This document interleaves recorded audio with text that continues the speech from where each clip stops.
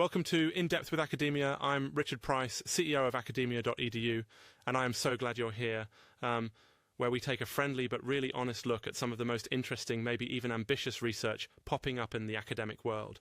Today, we're kicking things off with a fascinating study. Remember, I'm presenting, not endorsing, by Patrick Payne. If you're passionate about family history, medieval chronicles, or just you know how single threads wind through centuries of history, this one's for you. So let's get into it. Payne's research dives into the history of the Payne family, not just a tree with a bunch of names and dates tacked on. It's something much bigger. What if we could use a family as a stand-in, a sort of keyhole through which to watch the entire unfolding of English, Irish and early American history? That's the big idea Payne is working with. Now, what's the core question here? Simply put, Payne asks, are these scattered Payne, Paynell and Fitzpayne families written out across 1,000 years, really unrelated, or are they pieces of one network?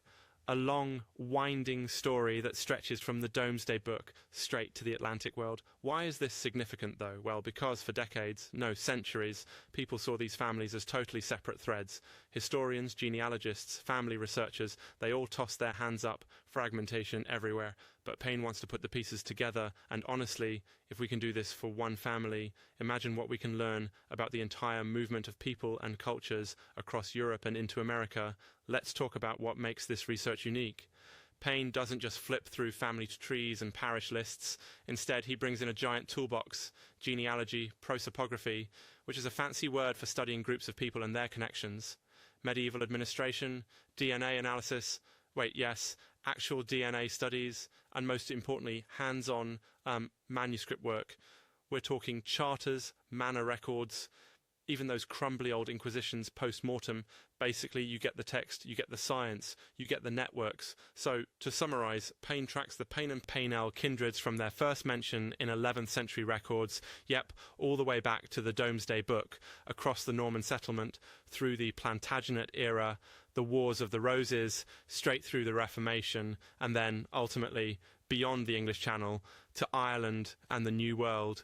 You kind of get this almost cinematic journey. We move from medieval abbeys and royal courts to the rough edges of colonial America. Payne makes a really tangible point here. These family members weren't operating in isolation. They weren't just English, not just Irish, not merely colonials. Instead, each generation was shaped by and also helped shape political upheaval, religious change, land-holding patterns, royal intrigue, their marriages, their alliances, even their professions. These things touched everything from who managed the king's horses to who founded colonies across the ocean. It's a reminder, or maybe a wake-up call, that what looks like a collection of family facts is actually a map of how societies move through history.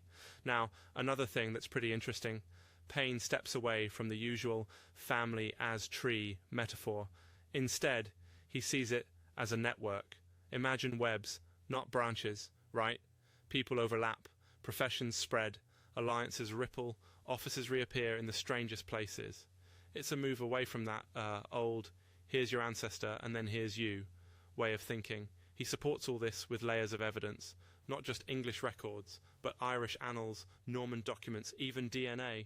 And every chapter, it focuses on one region, one cluster, one branch, and then shows how it fits into the bigger puzzle.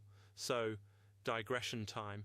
And bear with me, every time I read about the Payne family bouncing between Wales, Normandy, Suffolk, and later popping up in Maryland or Bermuda, I can't help but think of how small the world actually is.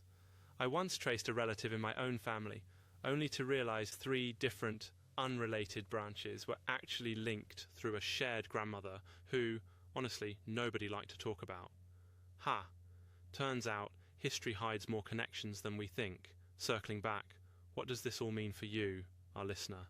It means, honestly, family history isn't just a private puzzle or a dusty hobby. When researchers like Payne reframe a single family this way, we see how identities are built, how migrations twist through centuries, how one family, humble or not, can reflect the currents of culture, and even the movement of entire continents. It's about understanding how professions morph, how land changes hands, and how ordinary people become part of something much, much larger. Okay, one last reminder. I'm not endorsing Payne's conclusions, just presenting them. Academic research is a way to explore ideas, to challenge the obvious, maybe turn accepted wisdom on its head. Payne's work isn't the truth, but it offers a way of looking, a lens to see how history's fragments might actually form a pattern. Thanks for joining me on In Depth with Academia. Next episode, we'll pick up another study and, well, keep searching for those surprising links that make history and life a lot more interesting than we ever thought. Until then, keep questioning, keep exploring, and I'll see you next time.